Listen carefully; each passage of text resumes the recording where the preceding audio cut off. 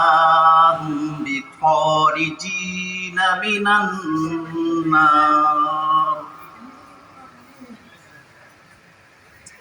এরশাদ হচ্ছে, কিন্তু আল্লাহর একত্বে প্রমাণ নির্দেশক এসব সুস্পষ্ট নিদর্শন থাকা সত্ত্বেও কিছু লোক আল্লাহ ছাড়া অন্যদেরকে তার সমকক্ষ প্রতিপক্ষ দাঁড় করায় এবং তাদেরকে এমন ভালোবাসে যেমন আল্লাহকে ভালোবাসা উচিত, অথচ ইমানদাররা সবচেয়ে বেশি আল্লাহকে ভালোবাসে। হায় আযাব সামনে দেখে এই জালেমরা যা কিছু অনুধাবন করার তা যদি আজই অনুধাবন করত, যে সমস্ত শক্তি ক্ষমতা একমাত্র আল্লাহর অধীন এবং শাস্তি দেওয়ার ব্যাপারে আল্লাহ অত্যন্ত কঠোর।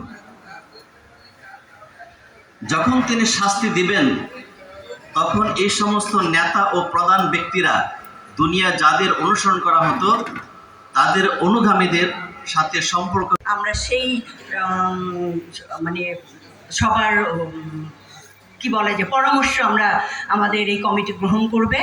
তো এই পর্যায়ে সভাপতি মহোদয়কে আবারও ওনার কথা মতো আমরা স্মৃতিচারণ করে চলে যাচ্ছি।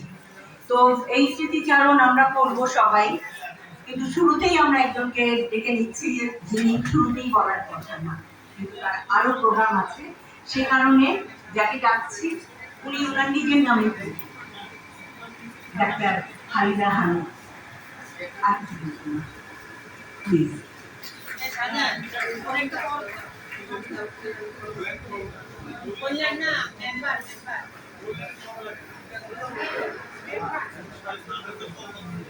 সবাইকে শুভ অপরাহ্ন।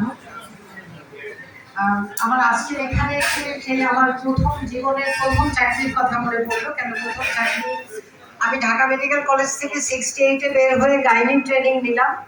নেওয়ার পরে তখন ফ্যামিলি প্ল্যানিং ডিপার্টমেন্টে মোবাইল টিমের মেডিকেল অফিসার তারা অ্যাডভার্টাইজমেন্ট দেখলাম। তো তখন আমরা প্রায় 120 জনের মধ্যে 30 জন নারী ছিলাম স্টুডেন্ট। আমরা বললাম চল সবাই মিলে দরখাস্ত করি। তো সবাই মিলেই দরখাস্ত হলো, কিন্তু আলটিমেটলি দেখা গেল যে আমি জয়েন করলাম আর কেউ জয়েন করলো না।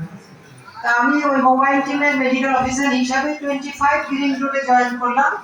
ওখানে আক্তার ইকবাল বেগম ছিলেন deputy director, doctor Atiqur Rahman ছিলেন অ্যাসিস্ট্যান্ট ডাইরেক্টর।